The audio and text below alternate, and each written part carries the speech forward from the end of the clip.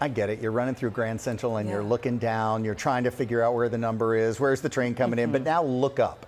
You may have noticed something's different. There are no ads in the terminal or down the subway. Instead, they've all been replaced by photos and stories of everyday New Yorkers just like us. A vision brought to life by Brandon Stanton. Oh man, and if you don't recognize his name, you definitely know his work. On social media, Humans of New York, I follow it. Joelle Garguilo is here now to tell us all about it. I know our director, Shuvi, she gets to go through Grand Central all the time. It's a marvel to see his work. It's never been done before. It is so beautiful. Also, go down into the subway station because what they've done on the walls there, it's just, it is absolutely breathtaking. All of this coincides with Brandon's new book, Dear New York. I'll talk a little bit more about this. The proceeds are going to New York City charities and funding what you are about to see. Okay, and if you are one of Brandon's some 30 million followers across all of his social media platforms, you know what I'm talking about with this. He can stop you in your tracks with a photo, with a story. Well, it turns out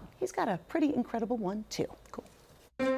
In the heart of New York City, where some 750,000 people pass through every day, something extraordinary is happening. So the entire terminal is being turned over to the people of New York City. Not only my photos and the stories that I've collected of New Yorkers from the past 15 years, but also 1,000 different collaborators, including 600 school children. Grand Central, a canvas. The walls, ceilings, even the subway platforms transformed. The subway is absolutely beautiful right now. It's nothing but New Yorkers and their stories, and they are everywhere. This is awesome. It's Dear New York, a visual love letter to the city, the largest takeover in the terminal's 112-year history. And it's all the work of one man with one mission, a kid from Georgia who moved here with a dream. I moved to New York to be an artist. I wanted to try to create something beautiful. He being Brandon Stanton, and if you don't know him, you likely know his work. For 15 years, he's been photographing strangers on the street, asking them to share their stories.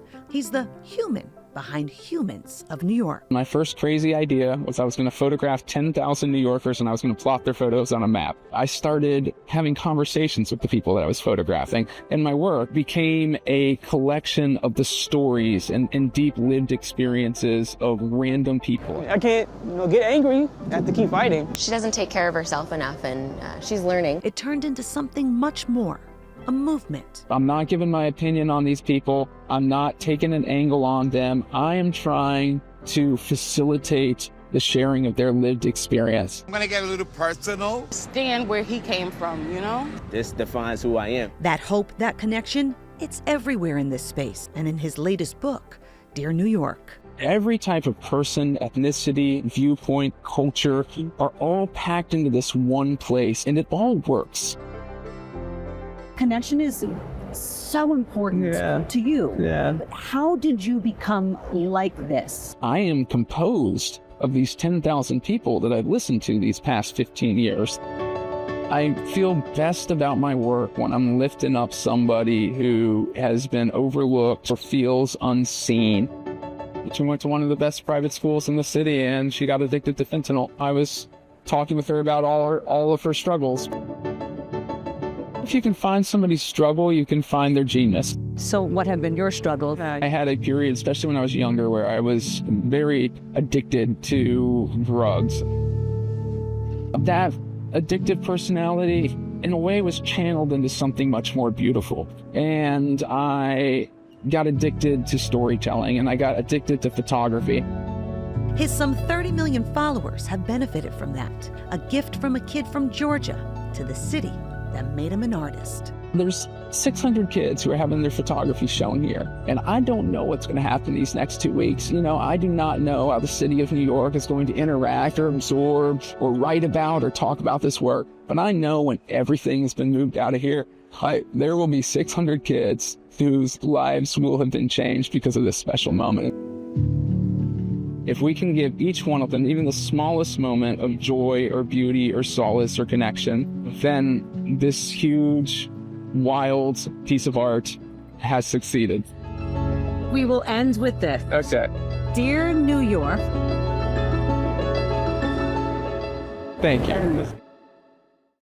Oh, yeah. And I will say to Brandon, Thank you. It's never been done before. And you guys have to understand, he had to get so many yeses to make this happen. If one person said no along the way, this wouldn't happen. And he's not profiting off of this. This is a gift to the city that he loves, to the people who he loves. He loves New Yorkers. And you have got until Sunday to see this for yourself. So if you can, head to Grand Central. It's spectacular. I love how he talked about how connected he is to these people and these stories that he's shared. They're a part of him now, and I love that he has a story too, which is probably what propelled him to do this. I know, and he usually doesn't talk about his story. So that, for me, that was such an honor. This is such a huge space. I'm just thinking of the scope of it all. And sometimes when you run through it, it can feel really cold and impersonal.